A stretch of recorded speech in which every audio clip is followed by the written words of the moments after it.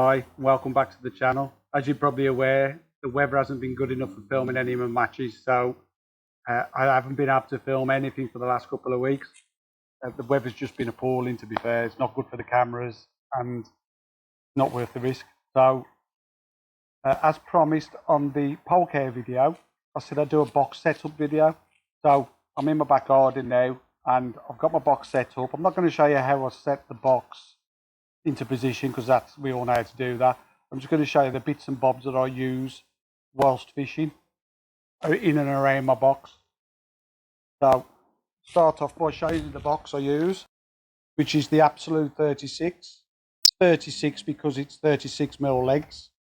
I've had this box since I joined Preston around 4 years ago, and the only thing I've had to do to it is put a new seat on it in all that time, and it's been a brilliant box, to be fair. So anyway, right, there's a few items that I carry around on the box, which always stay on the box, and I just move them about during the match when I'm setting up. So you've got your pole safe, which fits on the back leg here, and I'll move that to the front leg, like so. Next thing that goes on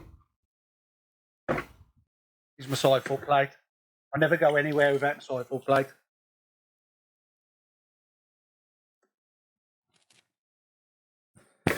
Put that down into place, lock it up, and then adjust the front leg to it.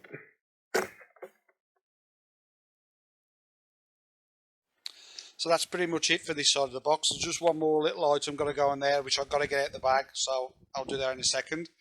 Right, this side, what's fitted here is the support arm, the tray support arm, which I'll put into position. I have that fairly low, depending on what the weather conditions. If it's raining, I'll put two side trays on this side. One will be a hooded side tray. I'll put the XL side tray on first, and then I'll put the hooded side tray on. Here we have, this is a deluxe feeder rest. I use that to support my landing net handle. I'll put that on in a minute and show you.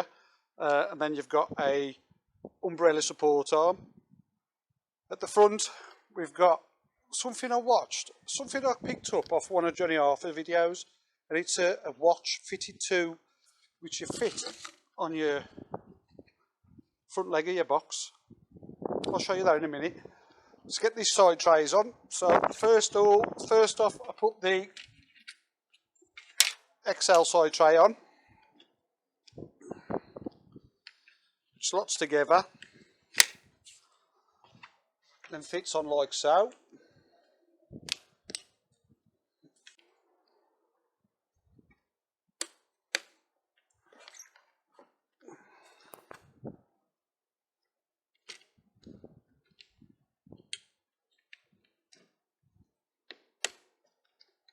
That's that on, and then, like I say, if it's raining, I'll use two side trays. Let's just turn that camera a little bit, which clip into place like that.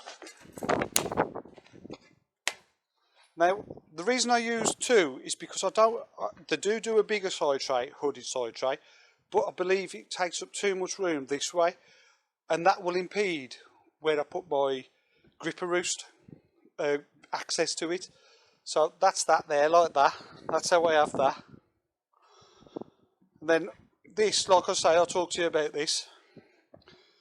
I never wear a watch while I'm fishing, because the watch I wear is a metal strap, and especially this time of year when it's cold, it generates cold into your hands. So this is a brilliant idea. Like I say, I picked it up off one of Johnny's videos, and I adapted, it was actually a pole balling arm attachment, and I adapted it so I could fit a watch on it, and that sits like that, and I can tell the time all day during the match, which without wearing a watch, you're always asking somebody, are you getting your phone out to check your phone for the time and all that. Which is okay when it's nice, because you just leave it on your side tray, but when it's not so nice, you're risking it getting wet. So this waterproof watch on there, I've got the time all day. I can't believe how much I look at it and how much difference it's made to my fishing having that watch there. There you go. Little tip that I picked up off Johnny Arthur. Right, so now we're going to go into my pole roller bag and get the other accessories out that I use. So we got this here, which goes onto my side foot plate, and that's just so I can store some sections or whatever there out the way, and it's nice and cushioned. Next up is the top kit roost, which I position around about there away from the box. Next out the bag is the gripper roost. Now the gripper roost is a brilliant bit of tackle, but during transit these can get damaged. So I picked this idea up off a mate of mine, Gary. He's using some pipe insulation. What I do is cut it to size. I mean, it's a bit rough cut, but it does the job. And then tape the ends. I tape the ends because it helps grip onto the roost, and it'll stay in place, and it's not coming off any during transit. And it's made a massive difference to having to replace those items. Oh, that's the rod rest, and that goes on there like that. Now that is there for my landing net handle. You can imagine between the box and the leg there's a lot of room. When your landing net handle gets dropped down there, it can get caught on your, on just under your tray or whatever. Sometimes you're messing about. But by having that there, I put the front of the landing net into the keep net, or on top of the keep net, and the pole comes up along here and just sits on top, and it's easy to grab hold of. It's another little tip. I get one of these and attach it to my side plate, my side tray. And that's for my gripper roost. Going to extend in leg out the bag and fit that to the other end of the gripper rest. Tighten that up and push it onto there. And then obviously, once I've got top kits out, I'll reposition my top kit roost so as them nice and straight in there. Now, you do not lose sections out of these. Doesn't matter how windy it gets. When your top kits are in here, they stay in there, which is brilliant. Now, what else is that? I think that's it. Right, that's it. That's all I use in and around my box. And like I say, that there is brilliant. See what I mean about small hood? Leaves you access to your top kits. You can store whatever else on here.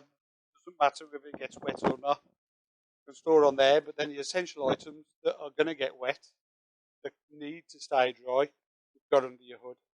I hope you've enjoyed watching that little video, and if there's anything else you'd like to see or like me to do, let me know in the comments below.